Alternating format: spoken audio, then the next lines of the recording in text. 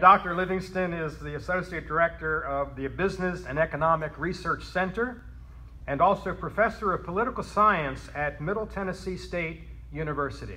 And tonight he's going to address the World Affairs Council on the vital topic, Trump and the world economy. Let's give him an appreciative welcome.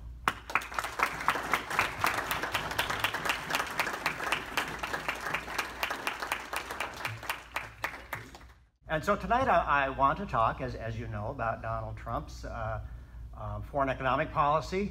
I'm sure people are not used to talking about Donald Trump much, so I'll try to move gingerly through the topic.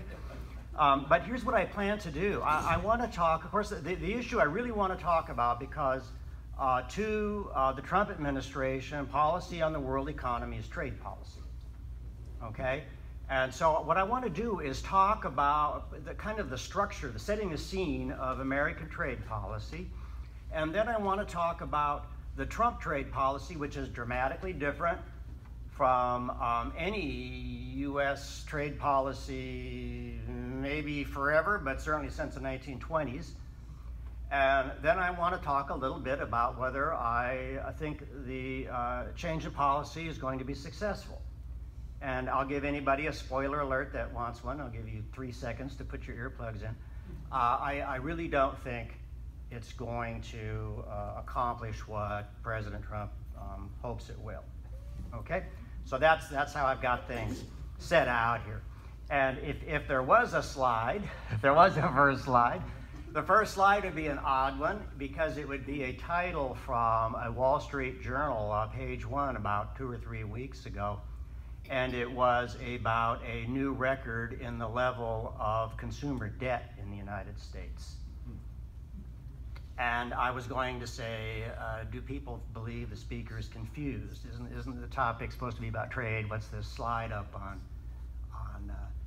debt, consumer debt? And here's where I want to go.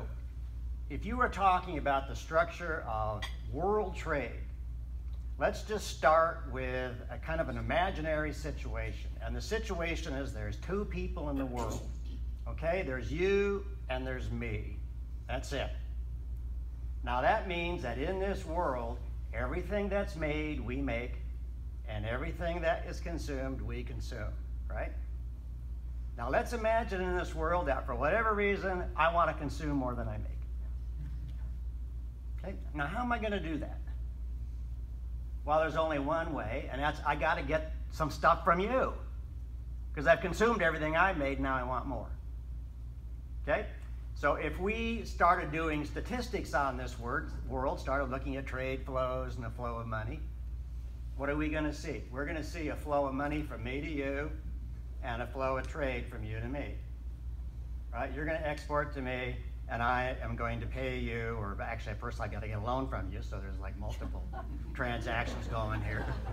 But that is a fundamental underlying feature of trade on any level, between people, between American states, you name it, between companies. The individual that saves more ships to the person that's saving less. The person that consumes more is importing from the person that saves more. Okay, that is just a fundamental reality. And that is a bedrock. There's no way to overturn that. Okay, if I consume more than I produce, there's no way I can export more than I import. Right? I'm already consuming more than everything I make, so I can't do that. And when you are thinking about trade, it's a relatively simple point, but you don't hear it that often. And that is trade deficits go to countries that have low savings rates. And they flow from countries that have high savings rates. And so my little slide was the American consumer, you gotta love them, but man, do they buy stuff. Right? The United States has a pretty low savings rate. And then we can throw in government deficits. I'm assuming I don't need to tell anybody that the United States has the capacity to rack up massive government deficits. And done so for decades. I had a slide, the next slide, see, I'm going to do it 100,000 words at a time. I had a slide that showed the American federal government deficit as a percentage of the American economy and the American trade deficit as a size of the American economy. You can lay one on top of the other, and there they match, right? And then I had a third slide. Then I'll start talking about my slides, okay? But I had a third slide, and the last time the United States ran a trade surplus was back in the 70s. The last time it ran a current account surplus, which is a little bit different, but it's basically a trade surplus, was 1981. And you can do a little chart, and I had a little chart, and guess what happened in 1981? The United States net savings rate dips below 0. And then it drops. Okay? And so that's a reality that's going to underline everything I say, because if you don't tackle that problem, you're not going to tackle a trade deficit. Now, there's a different argument about how big a deal the trade deficit is, but that's not. We can talk about that in Q&A, I guess, if you want, but that's not really what I'm addressing now. America's first great trade deficits occurred in the late 1980s, and guess what was happening in the 1980s with the federal government deficit? You know, I mean, that's when the government deficits first started ballooning. Okay? For the last few years, the trade deficit has been bad but stable, and that's because the government deficit's been bad but stable. So, any policy that doesn't tackle the difference in savings rates is not really going to be effective. Now, it can be effective at the margin, because of course there's other things going on. I mean, yes, there is unfair trade, there are currency manipulations and so forth. But the bedrock is you can't really make a society that spends a lot and saves little a massive exporter. Okay, and I'm just going to remind you, I mean, who is the biggest export company in the world? Not company. Who is the biggest exporting country in the world by the number of people? It's Germany. Okay, what country massively runs huge surpluses, both at the private level and at the government level? Well, Germany. Okay, I mean, that's just the way it works. Now, the trade deficit became a political issue in the late 70s and especially in the 80s because of this big explosion in the deficit. And we had 4 presidents since then, right? 2 Bushes, a Clinton, and an Obama, who attempted to tackle the American trade situation without fundamentally dealing with the difference in savings rates. And maybe that's something for us to get into. I mean, it's a politically very difficult thing to tackle. And instead, they went at it a different way. And I want to briefly describe that way, because that's the way that President Trump has decided not to go. Okay? And so the Bush, Clinton, Bush, Obama policy kind of had 3 legs. It was a stool with 3 legs. And the first leg was to try to ramp up exports from individual American companies. And this is the era, you know, the 1980s, is the era when presidents first started going on international trips with a bunch of CEOs in tow to make trade deals. Okay, and this is when all kinds of public programs begin to try to assist small and medium companies to start exporting more. And so the idea was we can solve this, or try to solve this trade deficit by encouraging exports. I'm going to go into that too deeply, but you know, you're trying to solve a huge macro problem with little micro events, and that doesn't usually work. And it didn't really work in this case either. I mean, individual companies probably got helped, but the big picture, no. The big picture wasn't really helped by any of this. And so 2 further pillars got constructed, or legs to the stool, or whatever. And the first one of those was a movement to create this international organization, the World Trade Organization. Now, you may know that there was a trade treaty going back into the 40s, General Agreement, which had been the auspices for gigantic trade negotiations. By the 90s, the United States, which was the leading country in the creation of the WTO, came to believe that an organization like the WTO would help the U.S. with its trade deficit. Because, first off, it would force other countries to deal with new issues that they didn't want to deal with, like traded services, which the United States is quite good at. And also, and this was a fundamental thing, it would create a sort of court system where the United States could actually go and get action on countries that were trading unfairly. Right? So the WTO does have they don't call it a court system, an arbitration system, where country A can bring a case against country B for trading unfairly. And it goes through a court procedure, and there is a decision. And the beauty of the process is the losing country legally can't retaliate, which is the way you used to do it, right?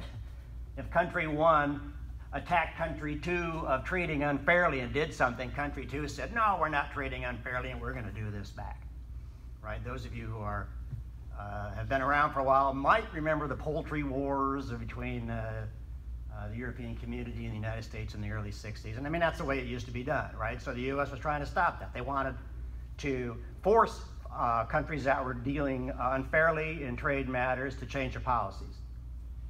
And if you look, this has been actually used vigorously by the United States. Okay, the United States has brought way many more cases at the WTO than it brought against the United States.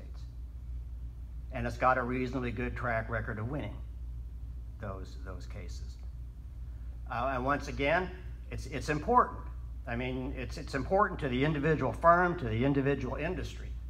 But if you're looking at the big picture, the whole United States, I believe there have been, well, there's been 300 and some odd cases. Okay, I can't remember the exact number at the WTO. I mean, that's not enough to fundamentally change a trade deficit in the United States of $500 billion a year, right? That's just an extremely big number to get through all kinds of unfair trade actions, even if you win them all. And remember, other countries go after the U.S. and they win too. I mean, it's not, the United States is not a country that engages in no unfair trade, right? We'd like to think that, but that's just not true. So that was the second stool, the WTO. Well, the WTO didn't really solve the problem, and so there was the third stool that was created, and everybody calls these things free trade agreements. That's a misnomer because they're not really free trade. I mean, they're preferential trade agreements or something where there are very large agreements made with one or a group of countries to expand trade with those countries. Of course, the most famous one is NAFTA, but the U.S. is in a number of them.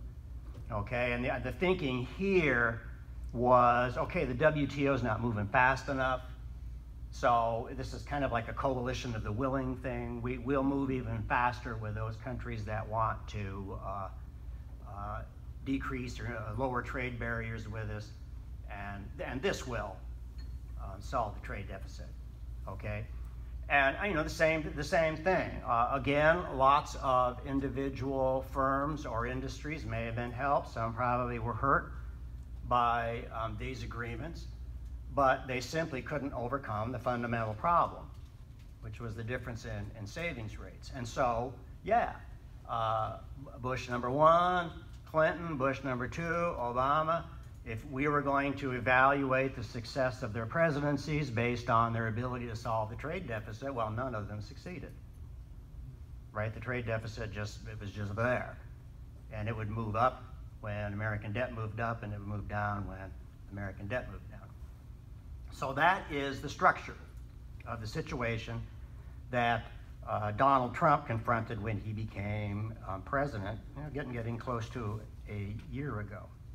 Okay, and so what I wanted to do, and maybe without the slides, I don't know if it's as colorful or not, but before I started talking about the Trump policies, I thought I might introduce you to the Trump team, because some of them don't get the, there's certain names that you just can't stop hearing about.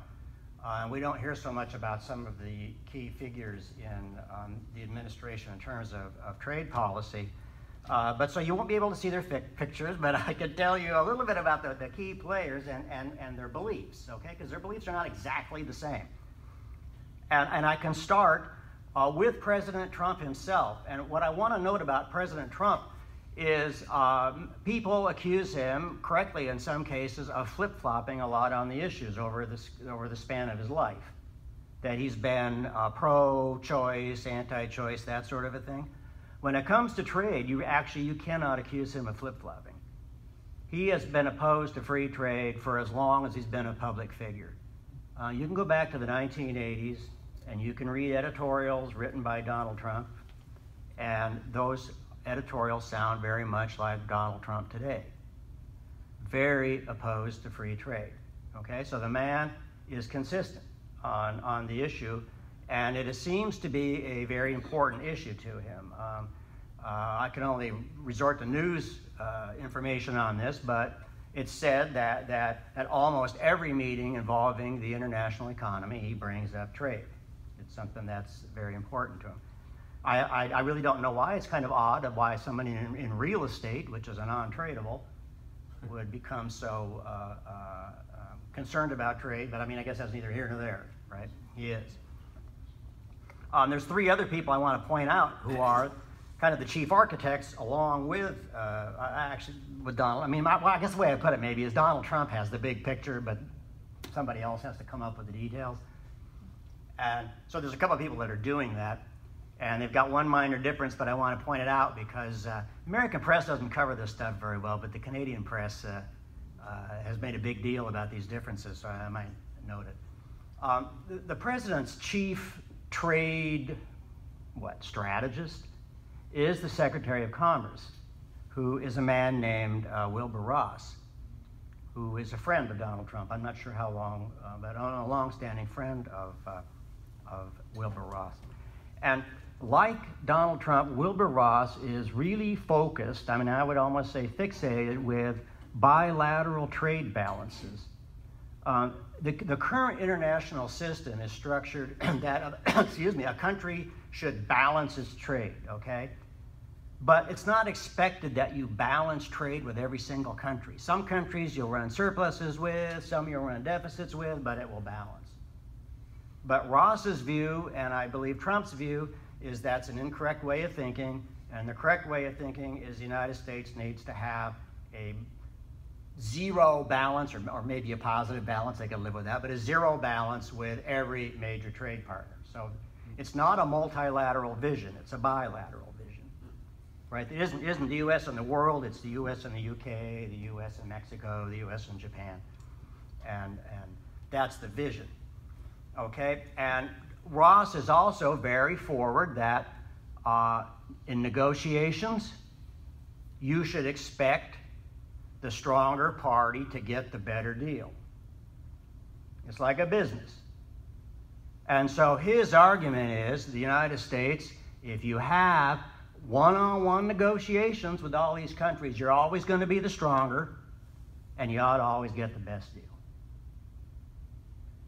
Okay, so multilateral is not good. You should be moving towards these situations where you have the power and you can get that other side to do what it has to do so that you get this balance. And if you have read his commentary about the NAFTA negotiations, all he says every single time, he doesn't understand why Canada and Mexico aren't retreating, because they have so much more to lose. It'd be a catastrophe for Mexico to lose the U.S. market. So, okay, so that's the vision, is that you solve problems by bilateralizing them, and then you use your power to drive home the deal that's going to solve the problem with that individual country. Okay? So that's probably the most important person. Now, according to the Canadians' rival, you don't get this in the U.S. press, so who knows who's got the facts here, the Canadians or the Americans. But a man named Robert Lighthizer is the U.S. Special Trade Representative, which is traditionally America's, I shouldn't say traditionally, but since the early 60s, the United States chief trade negotiator. Okay, apparently he and Ross fought bitterly over who would handle the NAFTA negotiations, and Lighthizer won. Lighthizer is opposed to free trade, so I mean, he's still on the same page, but he's not fixated with the bilateral issue.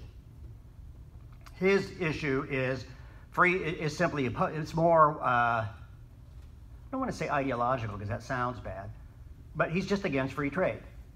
Okay? Multilateral, bilateral, doesn't make any difference. He really thinks that free trade is an excuse for other countries to take advantage of the U.S. And so the way you should handle it is just by dropping free trade. I mean, it's just drop the rhetoric, you know, stop pretending, and move to a kind of policy that's better for the U.S. And as a matter of fact, when I had these guys' pictures, I had a little quote underneath them all. And the quote I picked out for Lighthizer is he quote unquote mocked, not my words, mocked people who believed that you should obey international trade law as if it was a religious or moral duty. Okay, so that's his perspective. Okay, it's not a world of law, it's a world of negotiated power. Okay? And then the third person that I wanted to bring up, who is buried right now, but may rise again, because if you've been reading the press, his boss is apparently soon to be expelled or leave the administration, is a man named Peter Navarro, who is an academic economist from California. And the difference in his perspective is he's totally focused on China. And he believes that China its trade policy is a mortal threat to the United States, and the United States really has to do whatever it can to stop China in its tracks. Okay, so he's not really so concerned with other countries, and just remind you, you guys probably already know this, but more than half of the U.S. trade deficit is with China, right? It's a very concentrated deficit. Okay, so that's the personalities that are making this policy. They're all pretty much on the same page, but they do have some differences between them. Okay, so what's their view? I mean, what do they share? And their basic view is, for 4 administrations running at least, the United States has been making the same mistake over and over again, and that mistake is lousy negotiators.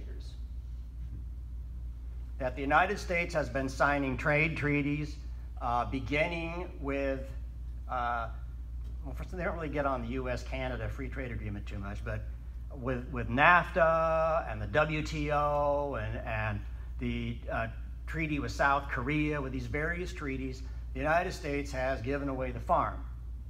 It's incompetent negotiating, and that is the fundamental issue, is bad negotiating and unwillingness to stand up for American firms that are the subject of unfair trade policies by other countries.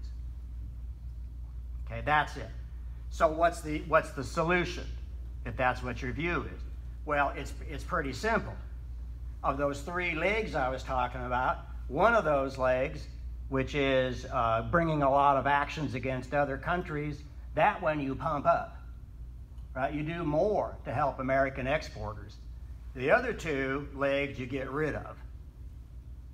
Okay, so you dismantle the free trade agreements, and they are softer about WTO, but I'll try to argue that if you just look at what they're doing and what Wilbur Ross says, they are not, I guess their view is if the WTO changes so that it works with America, that's great, but otherwise, it's time to move on, right? It's time to just let the WTO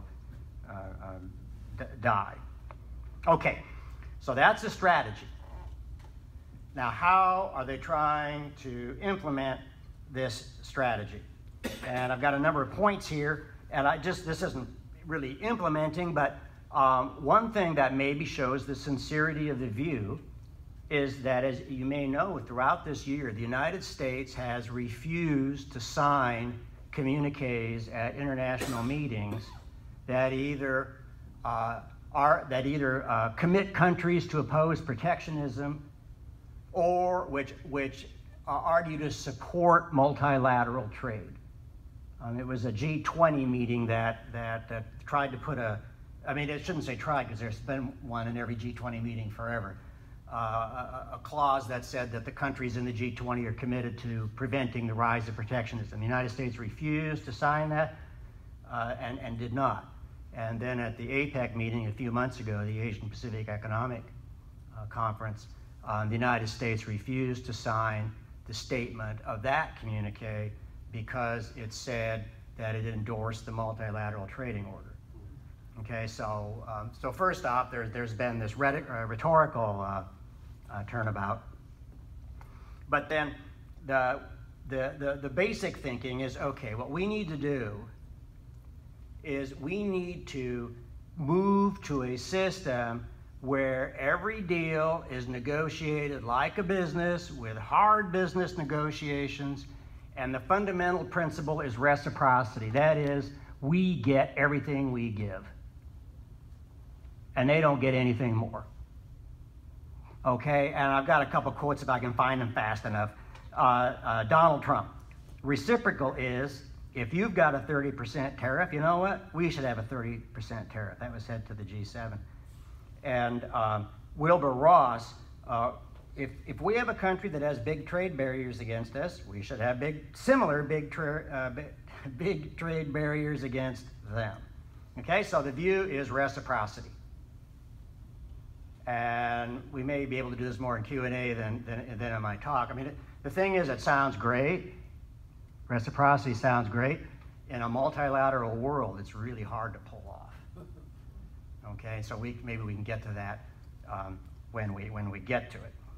Okay, so the vision is we are going to move very hard on unfair trade, and we are going to deploy negotiators like the world has never seen to drive home bargains that finally really help American exporters.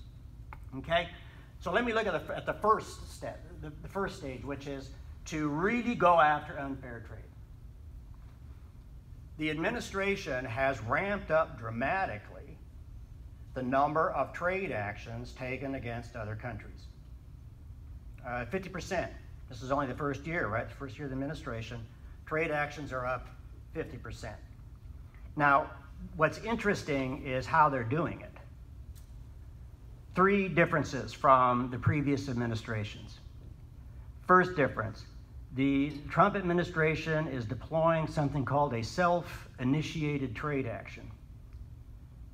Most U.S. trade law, the way it works is if there's a company or maybe a industry organization that believes that another firm in another country or another country is trading unfairly, the U.S. trade law is so massive and complex, usually you got several paths, okay? But you take one of these paths and you bring a case, right? You go to the International Trade Commission or somewhere and you bring a case. And then the International Trade Commission examines it, and if they think that you've got a case, then it goes to higher up, ultimately to the president for a decision. The Trump administration is letting companies do that, but it's also initiating cases on its own. Okay, the steel case, aluminum foil, both were initiated by the Trump administration. So that's the first difference. The second difference is the parts of U.S. trade law that the Trump administration is using.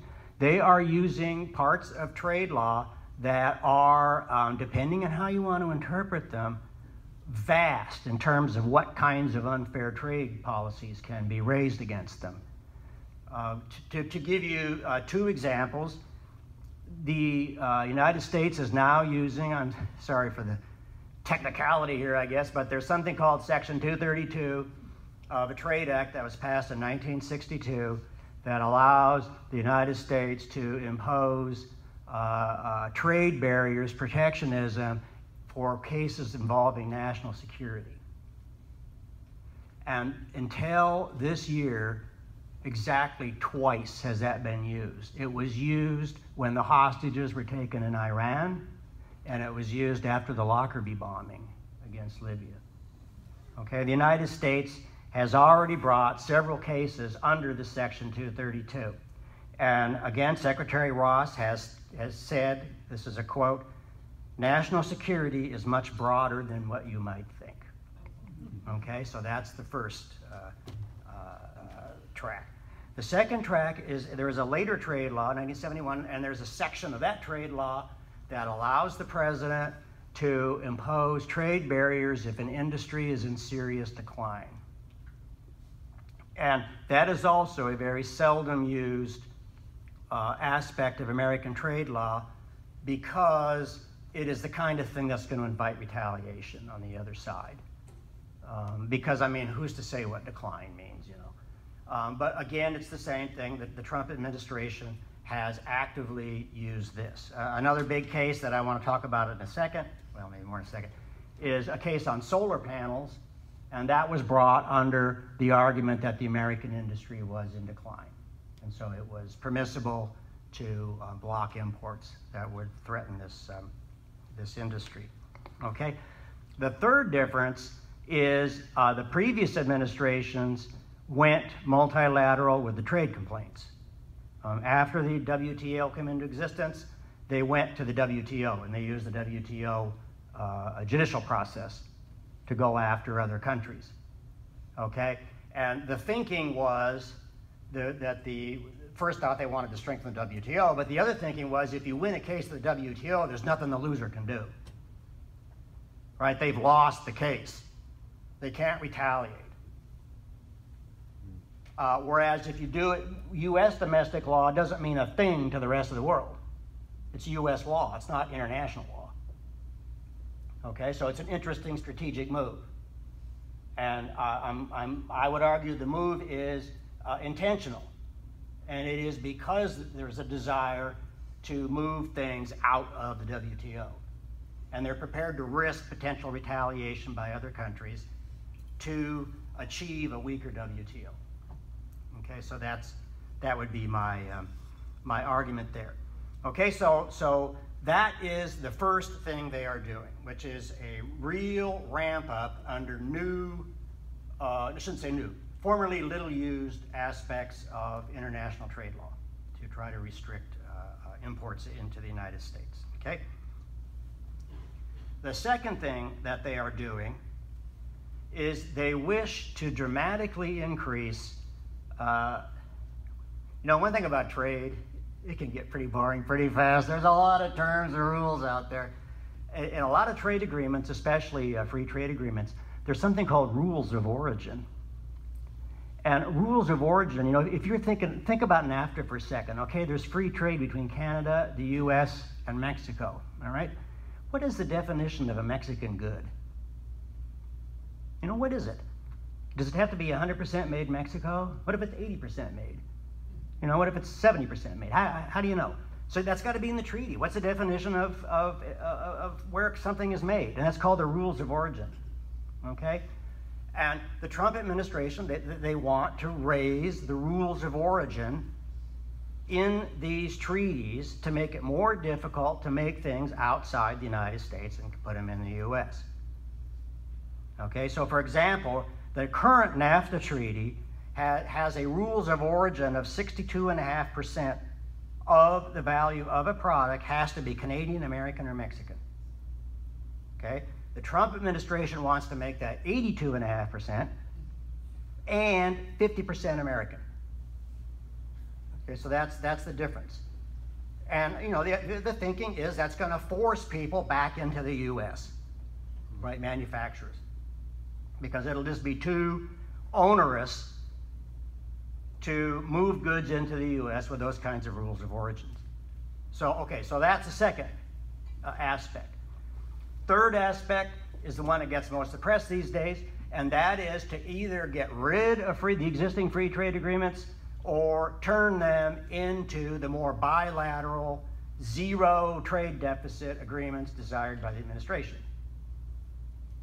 Donald Trump in September, you may have seen this in the news, actually did ask his aides to write him an executive order for the U.S. to pull out of the U.S.-South Korean Free Trade Agreement. and he was talked out of it by his advisors, so that hasn't happened. Presumably it's sitting in a drawer somewhere to be pulled out whenever necessary. But then there's the NAFTA negotiations, which is absorbing a huge amount of attention and effort. And what's going on in the NAFTA negotiations? Some of it is updating the treaty, which is a good thing. I mean, NAFTA was 1994, it's been ratified in 95, so it's got, it's pre-digital, it's pre-internet. Some of it is things that I think most people would think were a good idea to press on. You may know that Canada, for example, has a very protected dairy sector. Nothing wrong with pushing Canada on that. But the three things that are arousing controversy are this rules of origin change, which Mexico and Canada don't like for obvious reasons. Secondly, it is putting a 5-year sunset on the treaty. So NAFTA will, no matter what the outcome of the negotiations, will go out of existence in 5 years unless it's re-ratified.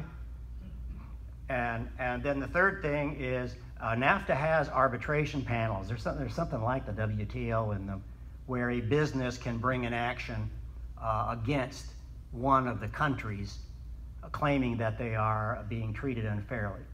And the Trump administration wants to get rid of those, right? So in a certain way, they want to gut the multilateral parts of the treaty and turn it into more of a bilateral treaty. I guess it's not technically bilateral because there's 3 countries, but more of a bilateral type setting. Okay, and as you may know, these negotiations were supposed to end at the end of the year. Now they pushed it to the end of March. They are apparently going well for the non-controversial things, updating the treaty. There's no movement at all on these more controversial things the U.S. wants. So in a few months, we will see what the Bush administration is going to do, right? Whether they will just continue to say something's going to happen and parlay this out, or whether they actually will try to pull out of NAFTA. Kind of interesting because we have an election in 2018 that's going to have to play into that decision too, and when it will happen. So okay, so that's the third thing. The fourth thing they are doing is they are beginning to take action to create this world of bilateral treaties that they think should supplant the current system. And they are targeting 2 countries. Well, they were targeting 3.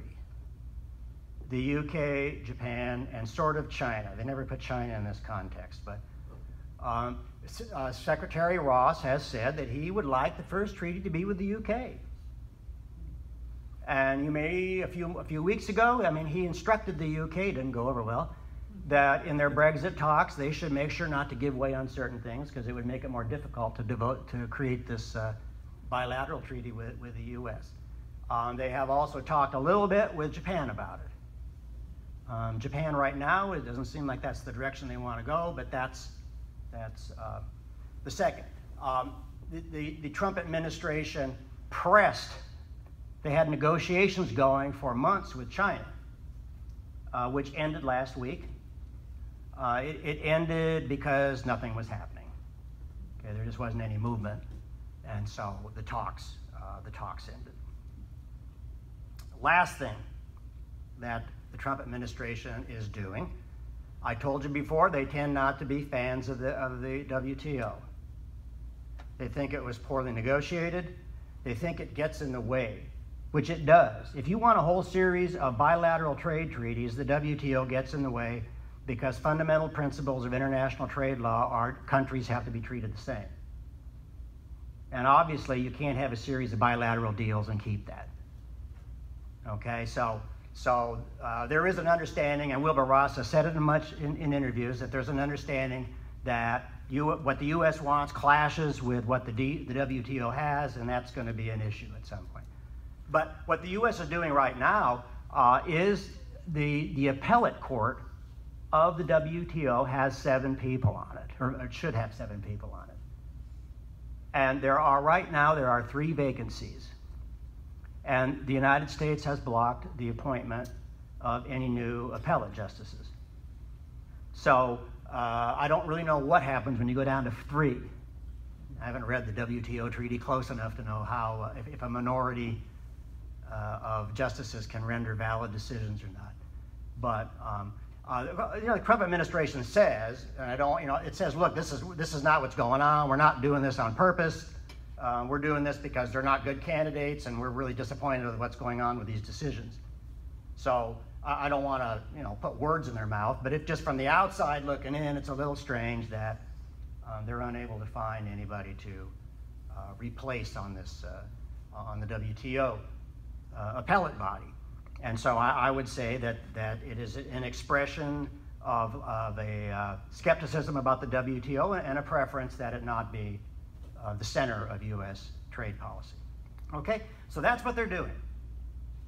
And that lets me turn to my third part of what I wanted to talk about, and that's what's going to happen. Okay, now I already told you what's going to happen. It's not going to work.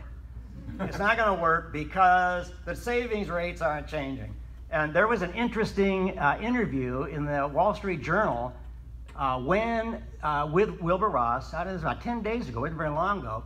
And Paul Gigot, who was, many of you may know because he's been on TV a bazillion times, asked Wilbur Ross point blank, he said, isn't this trade bill more important to the American trade deficit than any trade policy you're pursuing? And Ross's answer was totally off the subject. And I thought, what does this mean? Does this mean he accepts the point, but it's not, he doesn't really want to address it? Or does it mean he doesn't really accept the point? I don't know. But Gigot was right, I mean, how the U.S. savings rate is affected by the tax bill 10 years from now is going to have a bigger effect on the U.S. trade deficit than anything Donald Trump can do. And I will quickly add, than anything that any previous president could have done had they been president when this tax bill was passed. Okay, I mean, it's just going to overwhelm, for positive or benefit, or for negative or positive, okay? But it's going to overwhelm any of the policies that are undertaken, these tiny little trade policies to solve a $500 billion hole. Okay, but let me get specific why I don't think it's going to work. I think there's some analytic weaknesses, I'll put it that way, in the thinking about trade. And the first problem, I think, to use a just really stupid analogy, whack-a-mole, right? You hit a mole and it just pops up someplace else. And you've also got putting a square peg in a round hole. If you could combine those two things and visualize it, you're going to see the problem I'm talking about, which is, for better or worse, the trade system is multilateral. And you might wish it was bilateral, but wishing something and getting something are two different things. And when I say it, imagine if we had a United States where every state was supposed to have a zero balance with every other state. I mean, it would be crazy. Imagine a system where I had to have zero balance with everybody I dealt with. I mean, I would like that with my mortgage company, but I probably wouldn't like that with my employer, right? I mean, we live in a multilateral world. Money's coming in and it's going out to different actors. And what you're hoping is it balances out at the end. And so, I mean, imagine the U.S. is, how are you going to get? Tell me the treaty that's going to balance trade between the United States and Saudi Arabia. Okay, I mean, yeah, you could put a clause in there. We guarantee we'll never buy any oil from Saudi Arabia. I guess you could do that. But, I mean, good luck. But, I mean, to flip it on the other side, one of the countries that is always on the wonderful fair trade list is the Netherlands, because the United States always runs a trade surplus with the Netherlands. Is this because the Netherlands is an unusually free trade country? No, it's because the port of Rotterdam is the major site of U.S. exports into Europe. So as a statistical matter, the Netherlands looks fantastic. So how are you going to deal with that in a treaty? Okay, it's coming up with a whole series of bilateral agreements that's going to somehow balance all that. I mean, you're getting into a Soviet-type micromanaged economy where every country is told how much it can sell, how much it can buy. American farmers would have to be told, you can import this much from this country, you can import that, you know. It's a totally different system than the one we have now, and I just do not see that it's going to be realized. And on top of that, let's imagine you started realizing it. Let's say the United States signs a treaty with, I don't know, Thailand. Okay, and so you are a company in Thailand, and you find that you can't import into the US because there's some kind of barrier. Well, are you just going to sit down and take it? Or are you going to move to Vietnam and sell out of Vietnam? So then the US has to go to Vietnam and sign a treaty. Okay, well, then you go to Laos. So then you got to go to Laos and sign a treaty. Right? I mean, it just escalates. Because for better or worse, companies can move. They're not countries. You know, you can move where you make something. Okay, so that's the first, it's a whack-a-mole problem. I mean, it's like, bah, we're going to stop you, bam, and then they're over there doing the same thing. The second thing, which I guess I don't want to call a misunderstanding, but I think there's a misunderstanding about how difficult it is to do anything about. You know, a lot of us think of trade as country A makes something and they sell it to country B and they buy something. Right? It's anybody that remembers David Ricardo, it was cloth for port. I mean, it was this thing for that thing. Well, that's totally unlike trade today. First off, more than 40%, for this is U.S. trade, more than 40% of U.S. trade is within the same company. Okay, so how do you stop that company? Is that really an unfair or fair trade issue that a company is moving product back and forth across boundaries? It's going to be much more difficult to deal with than a country that makes something, okay? And related to that are supply chains. I'm sure we kind of all know about supply chains. In a great many sectors, products are not made in one country. There's little steps made everywhere, right? I mean, as I'm sure everybody knows, if you dismantled your car and tried to figure out where everything came from, I mean, my God, there's going to be 10 countries in there, okay? And so it's the same deal. How do you handle products that are made like that? And the Trump administration knows that supply chains are a big issue, and they want to rip them up. That's the strategy is to rip them up. But you got the same whack-a-mole problem. There's a statement from the American Alliance of Automotive Manufacturers. This is in part of the information that their lobbyists have given about the NAFTA negotiations. And they say if there's any serious effort to block the movement of automotive parts in from Mexico, they think most of their members will move to China, where the import tariffs are only 2.5%. Okay, so great, you got them out of Mexico. You know, now you got to get them out of China.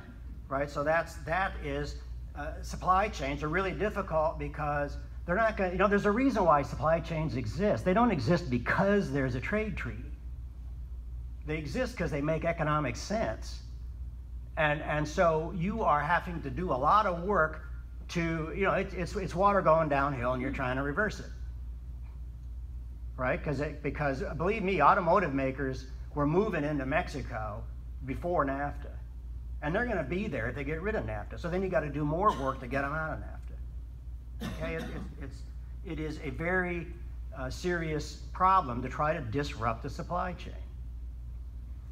But then I want to look at a couple of specific examples of specific trade actions going on now to try to exemplify why this is really going to be hard. And I want to look at the solar panel case, and I want to look at aluminum foil. It's two things we don't think about too much unless you got a house, I guess you're trying to turn green or something. These are both cases that have gone through in this past year trade actions by the International Trade Commission or by the Trump administration. And in the first case, solar panels, the finding was that the United States should impose 35% tariffs on solar panels. Okay? For aluminum, the amount of aluminum tariffs is 97 to 127%, depending on the specific kind of aluminum. Okay. The administration has not announced the final decisions yet. And why is that? Well, let's look at these two industries, and let's see what would happen if the tariffs were put on. Look at solar panels first. In the United States today, let me remind you something, there's 152 million jobs in the U.S. The solar panel industry today, there are two companies operating in America. One of them is Swedish. So maybe the goal is to make Sweden great again, 50-50. These two companies together employ less than 1,000 people. Okay, so that's who this trade action is for. The solar panel industry employs 288,000 people. These are the people who put parts on solar panels, who put the solar panels in the structures, who put the solar panels on the buildings, who are engaged in the logistics of moving, all this stuff. And the solar panel industry claims that 88,000 jobs will be lost if these 35% tariffs are imposed. Because it will, raise the price 35% to not be dense about it.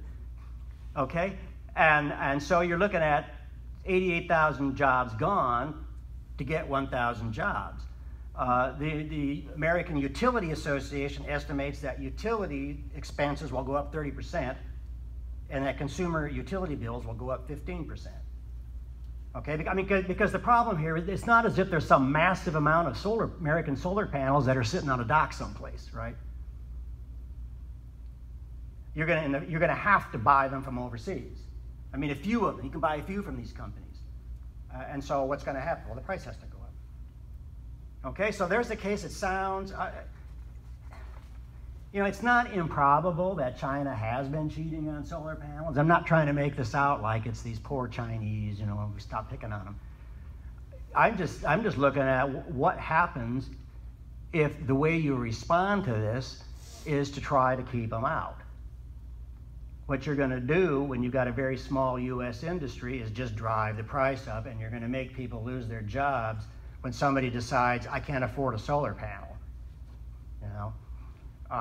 Aluminum foil is kind of in the same situation. It's not, there are 70 aluminum foil manufacturers in the U.S., so that's a little better.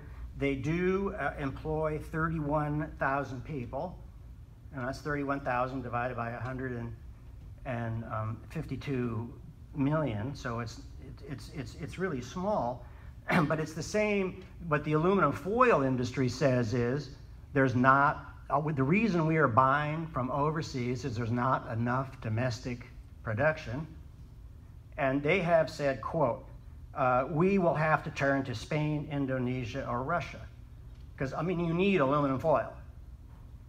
And if you can't buy it U.S., you will buy it from wherever you can get it. I will tell you something else, hopefully not making anybody mad at me, but buy American's great. American products typically are very, very good.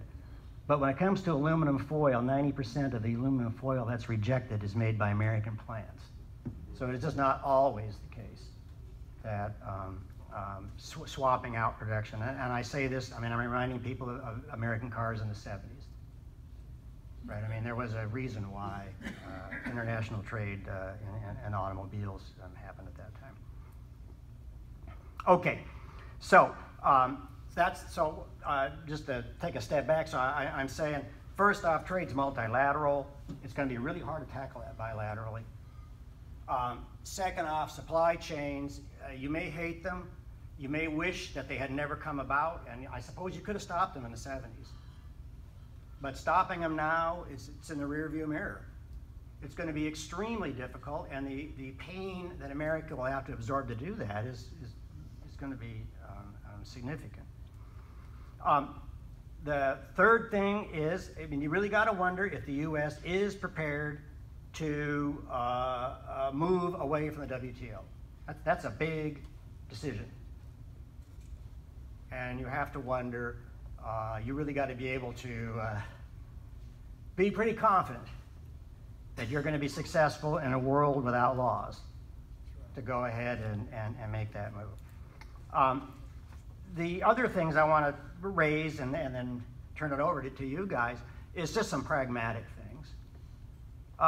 You know, other countries have politics too. And it's an easy thing to say, we're bigger than you are. You need to understand you got to give on this, because it's going to hurt you a lot worse than it's going to hurt us. Okay, I'm going to be really unfair for a second and say that kind of reminds me of the argument about Vietnam. Right, we're big, they're little, we have to win. But in a system where another country has to go to its voters and say, well, we had to do all these things that are really bad, but this big bully made us. Good luck in the next election to that party. You know, it's not going to happen. And let me just give you some. The United States has asked several of its trading partners to start bilateral negotiations. Singapore, they refused. And the official memo said, this deal is only because the United States wishes to get a better deal for itself. We're not even going to start. South Korea. South Korean government said, the United States, if it wishes to leave, we can live with that. We will attempt to withdraw first. Germany. We will not start talks, quote, just because they pursue a nationalist policy on the other side of the Atlantic. The EU has actually created a list of American exports to use to retaliate against the United States if they attempt to do anything. And one of the interesting things is they put on the list, one of them was bourbon, which is aimed at Mitch McConnell. You know, this kind of, they picked out who they want to hurt. And of course, last week, the United States and China, those talks came to a halt as well. Okay, and so then I don't want to pile on. So, but the last thing that I want to just to talk about is I think the confidence in one's negotiating ability is a great thing, and I actually have no doubt that Donald Trump and Wilbur Ross and these people are excellent negotiators. I mean, I would say they've shown it. But negotiating a trade deal is going to be hard because it's going to raise other issues that you cannot isolate from trade. And one of the biggest things is currency movements. Right? The value of the dollar can easily undermine any trade negotiation. The Peterson Institute, which they're not a bunch of wackos, have studied what would happen if the U.S. ended all steel imports. They had predicted that if the dollar rose by 1% in reaction to that, it would wipe out total export gains by the Americans because of that action. Really, the only way that you could ensure a successful trade negotiation is if the U.S. engaged in currency manipulation, right? If it went in or outside of that treaty to set the dollar's value. And if the U.S. did that, that's the end of the international role for the dollar. And the cost of that would be immense for the United States. Okay, and I'll just leave you with, I forgot to put it, I didn't have my slide of Peter Navarro. Peter Navarro, I had a quote from him that said, hey, trade policy is not foreign policy. And I guess I would leave my little talk here by saying, I don't know if that's true. And just look at China and North Korea. I mean, can you really separate trade policy from foreign policy and negotiate a bitter trade deal with a country and then turn around and ask them for help on the North Korean nuclear program or anything else? Okay? So I think I've probably gone on long enough, and it might be more interesting to talk than to hear.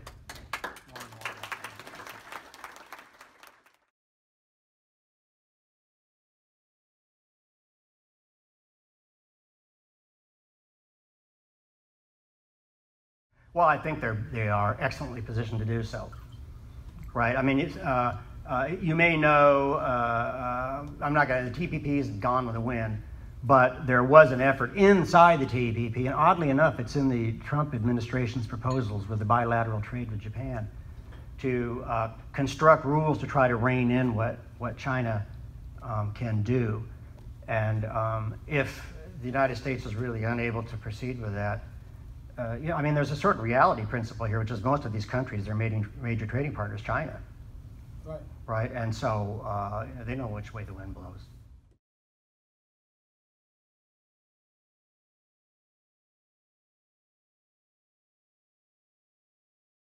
Well, I'm not really aware of that. I know that there have been several times where in France, farmers have temporarily blocked ports, which is illegal, to stop the offloading of agricultural goods from other countries. But I don't think it's really a government policy to do that sort of a thing. I mean, one thing, agriculture is perishable, so that would be a problem. But also, remember, they are still both in the European market and could be fined by the European Union for doing something like that. But this was on manufactured items.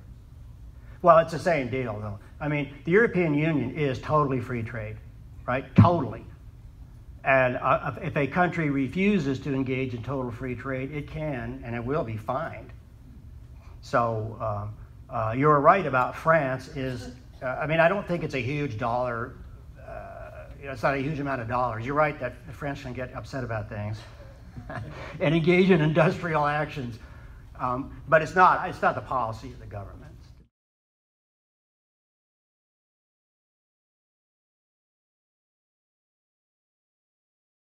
They are only under WTO treaties. Okay, you got. I mean, well, if you are in the WTO, you are required to follow a vast body of international trade law. That trade law sets tariff levels. It sets product safety issues. It sets treatment of your product versus the treatment of the home. There's all these things. Okay, things like NAFTA or the TPP, they sit on top of that. Okay, they sit on top of that and they create more. It's not always free trade. That's why I say it's a bit of a misnomer. But they create even more trade rules on top of the WTO trade rules. Okay, and to date, that's not the route China has gone. They are more of, they just trade. They don't have specific there's no Chinese equivalent of NAFTA or the U.S.-South Korea agreement or something like that. Okay, the TPP, you guys, the TPP was not mostly about trade. It was mostly about investment and intellectual property rights. Intellectual property rights is associated with trade, but it's a different thing. And the TPP, one of its purposes was to create rules in this area so that when other countries traded with China, China would be constrained to follow the same rules that Japan was following or the U.S. was following as Canada if it traded with them. That was in the TPP. And as I just said, the Trump administration has kept that core in talking with Japan in particular. I'm not sure how many other countries, because I think the U.S. has talked more with Japan than most countries. But so yeah, there's a lot of issues there.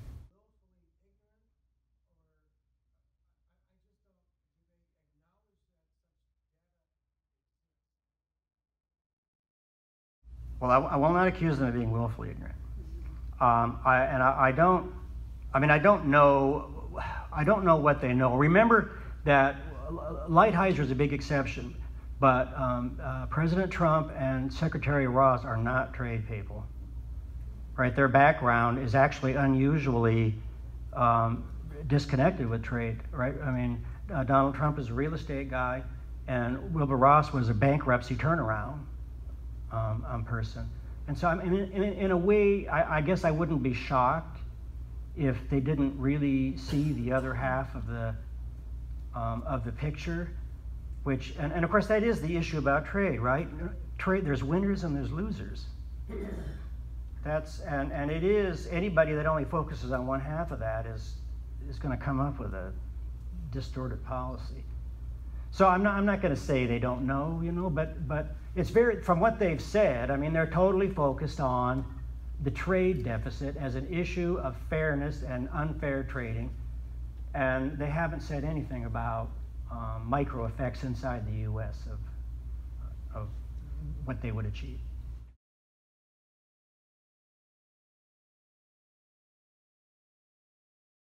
So the question is about the effect of American agriculture on if NAFTA is withdrawn. Well, it'd be huge. And that is, by the way, Wilbur Ross, in the same interview that I talked about with Gigot, where he was being asked about the tax bill, he said as much. He said, I know this is a big deal for agriculture. So this is not a case where they are unaware of that, but especially corn farmers. Right? Mexico is a huge market for American corn. And as you know, American corn is what Mexico is holding hostage. Right? They're signing agreements with other Latin American countries to buy corn from them, which haven't come into force yet, but you know, it's the message is being sent.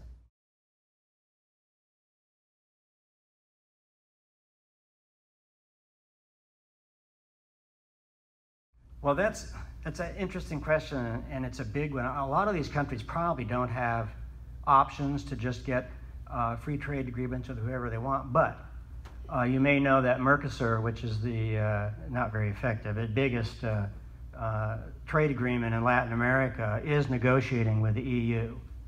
Right? Remember, Germany actually can't negotiate because it's in the EU, right? So the EU has to do the negotiating. But the United States has turned against preferential trade agreements, but the rest of the world has not. They're still pursuing them. And so, yes, there are options. And so, for example, if the remaining 11 members of the TPP, who are reopen negotiations among themselves, are able to reach an agreement, it's very difficult to argue that the United States is going to be stronger than it was when they were leading the negotiations of the TPP.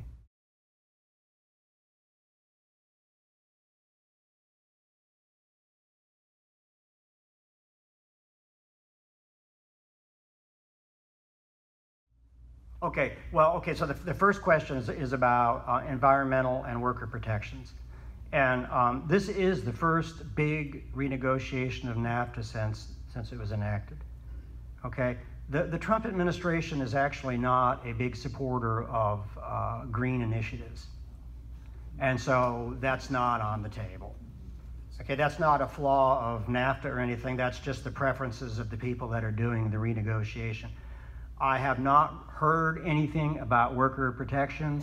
Now, you could argue, the Trump administration, I think, would argue vigorously that trying to bring manufacturing jobs back to the U.S. would qualify as worker protection. That would probably be their response to that. But in terms of worker protection in Canada or Mexico, I've not heard anything that that's part of the agreement. Okay, now for the second question, well, I don't think NAFTA's had much effect outside of NAFTA. Okay, I don't think somebody in Colombia or Vietnam or whatever has had experience one way or the other of NAFTA. Inside NAFTA, the first thing is, in context, positives or negatives have not been that big. Remember, we have a $19 trillion economy here, and trade is not the majority of it. Okay, so within that section, which is less than a trillion out of 19 trillion, which is the equivalent in trade, I think what you can say is that at the firm level, there have been losers and winners. Okay, at the economy-wide level, it's very difficult to say an entire economy has had a dramatic change because of the existence of NAFTA. Right? If we say how many jobs does the whole country have, how much does the average worker make, what's the unemployment rate, those things haven't changed very much.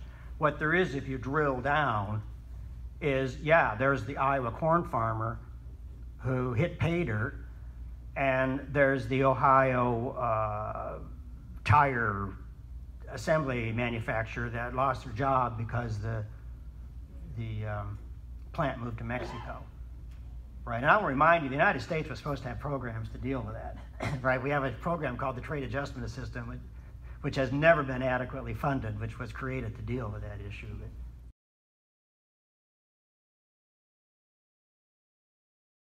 Yeah, so the question is about the negative effects of imports in terms of safety or quality from trade. And historically, that's been the job of the country that bought it. And in other words, that's been the job of U.S. inspectors. Now, what do we know about U.S. inspectors? There aren't very many of them. It's not something we want to fund. Right, but it would be nice to tell some other country, and we do. This stuff has to be high quality. But at the end of the day, it's like enforcing anything else.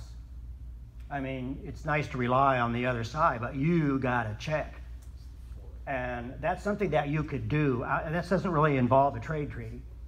You know, if the United States said tomorrow, we want to hire 10,000 people to go to the ports and inspect the quality of goods quality of toys, let's say, coming in from China, you could do that. Totally consistent with every international trade law out there, right? We just don't want to do it.